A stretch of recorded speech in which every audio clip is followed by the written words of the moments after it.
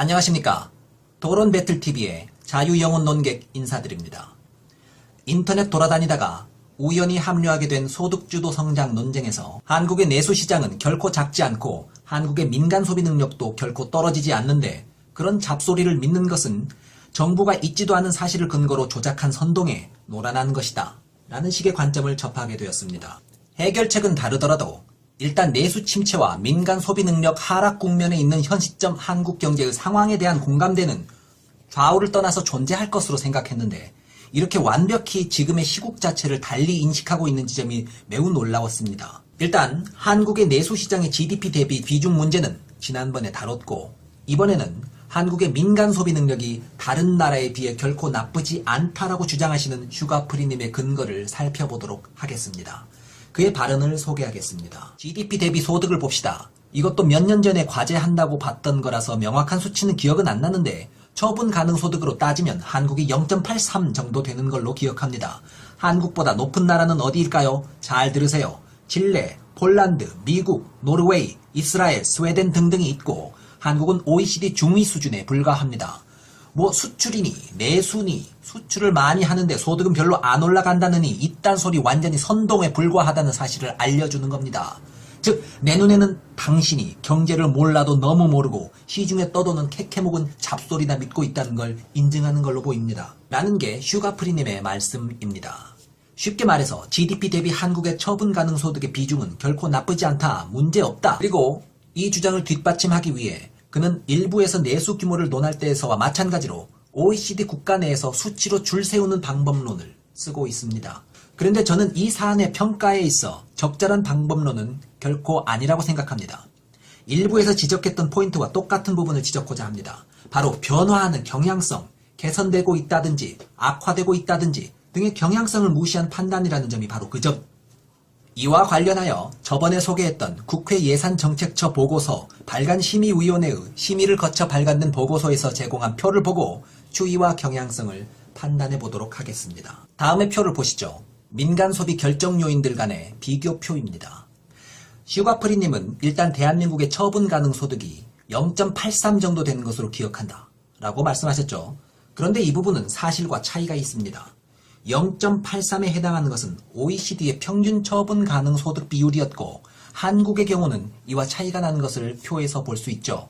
일단 2006년 기준 한국의 처분 가능 소득 비율은 0.83이 아니라 0.819, OECD 평균이 이보다 조금 높은 0.828 수준입니다. 말씀하신 0.83은 우리나라의 상황이 아니라 2006년 기준 OECD 평균치였던 것이죠. 그리고 핵심적으로 중요한 점은 2006년과 2015년의 변화 경향성이라는 차원입니다. 대한민국의 처분 가능 소득 비율이 10년 전과 비교할 때 경향성이 어떻습니까? 2006년 수치보다 2015년의 수치가 더욱 떨어져 있는 것을 볼 수 있죠. 자, 그리고 OECD 평균과 비교하면 어떻습니까? 10년 전에도 떨어져 있었고 10년 후에도 여전히 떨어져 있으며 떨어지는 폭도 더욱 한국이 크죠. 뭐 이것만 따져보고 민간 소비 능력이 낮고 감소하는 중이다 라고 결론 내리기 어렵다면 나머지 4가지 지표들에서 나타나는 공통적인 경향성도 같이 따져보시죠. 한국의 평균 소비 성향은 2006년 기준으로 0.814였는데 2015년 0.804로 10년 사이 악화되는 경향을 보였습니다. 반면에 OECD 평균 소비 성향은 2006년 당시 수치가 무려 0.898로 한국의 소비 성향을 매우 크게 앞지릅니다. 10년 뒤 상황은 어떨까요? 10년 뒤 상황은 아예 방향성 자체가 달라져 있습니다. 2015년 기준 한국의 평균 성향은 10년 전에 비해 떨어져 버린 반면, 즉 아래로 내려가고 있는 반면에 OECD 평균 소비 성향은 10년 뒤에 0.925 수준으로 아예 증가하는 경향을 보이죠. 10년 동안 OECD 평균 소비 성향이 크게 증가하는 동안 한국은 애초에도 크게 열악한 출발점에서 시작하여 오히려 더 떨어져 버린 것을 확인할 수 있죠. 한국의 소비 성향은 예전에도 그랬고 지금도 낮으며 다른 나라들이 높아지고 있는 것과 반대로 더욱 떨어져만 가고 있다 라는 경향성을 확연히 확인할 수 있습니다. 우습게도 이는 생산 가능 인구 비중이 우리나라에서 유독 증가했음에도 불구하고 일어난 일입니다. 2006년 당시 한국의 생산 가능 인구 비중은 0.719 수준으로 동시기에 OECD 평균인 0.672를 크게 앞지르고 있습니다. 즉 생산성 있게 일할 수 있는 일꾼들이 OECD 평균보다 더 많이 확보된 상황이었다는 말이죠. 그렇기에 소비하기에 더 유리한 기본 골격을 갖춘 상황이었다는 말이죠. 그럼에도 불구하고 처분 가능 소득의 비율이나 평균 소비 성향에서 나타나듯이 민간 소비의 지표는 오히려 악화되어가는 경향이 드러나고 있습니다. 이것이 의미하는 바는 무엇일까요?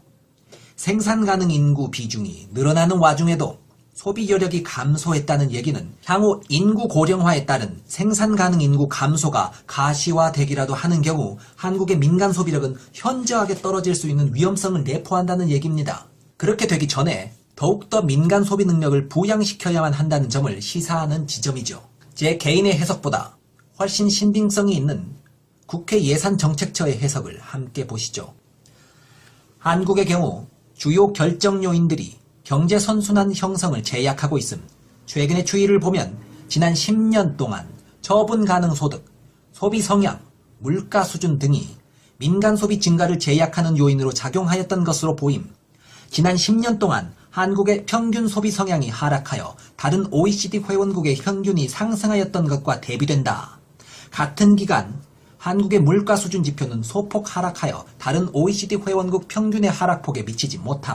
동기간 한국의 GDP 대비 처분 가능 소득 비율은 소폭 하락하였으며 다른 OECD 회원국의 평균 하락폭에 비해 조금 더 컸음.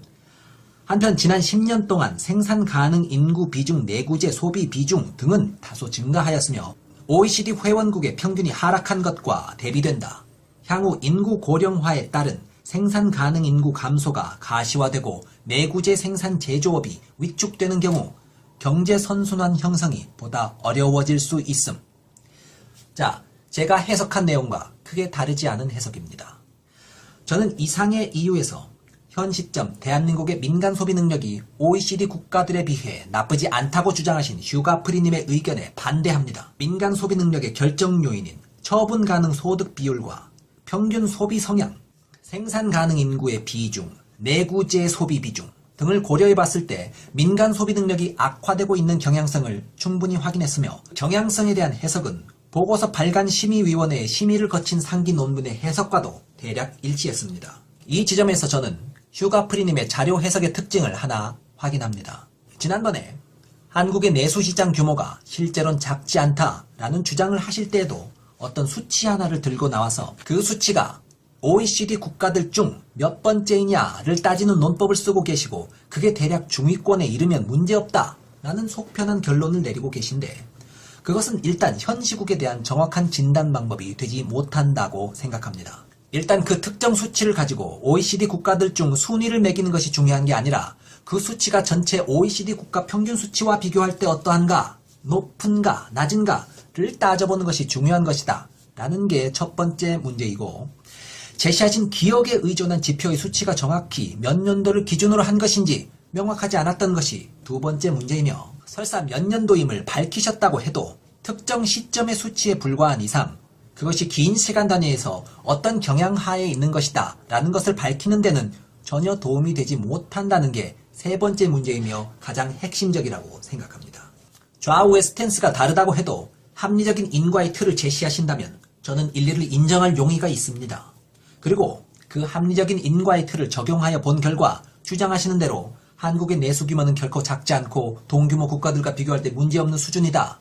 민간 소비 능력도 결코 부족하지 않고 전혀 문제없다. 라는 결론에 이르게 된다면 저는 그 일리를 충분히 인정하겠습니다.